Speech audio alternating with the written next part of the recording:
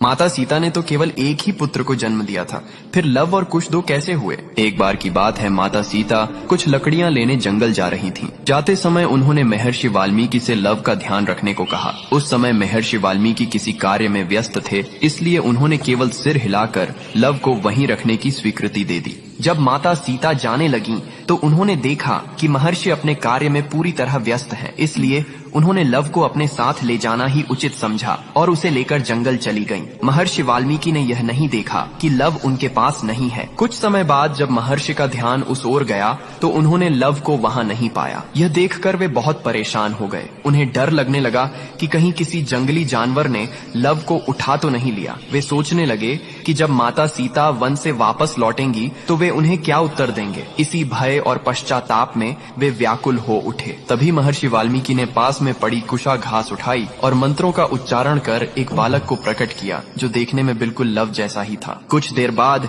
जब माता सीता वन से लौट कर आईं, तो महर्षि ने देखा कि उनके हाथ में लव पहले से ही मौजूद है। यह देखकर वे आश्चर्यचकित रह गए, लेकिन माता सीता उस दूसरे बालक को देखकर अत्यंत प्रसन्न हुई, क्योंकि वह बालक कुशा से उत्पन्न हुआ था, इसलिए उसका नाम कुश रखा गया।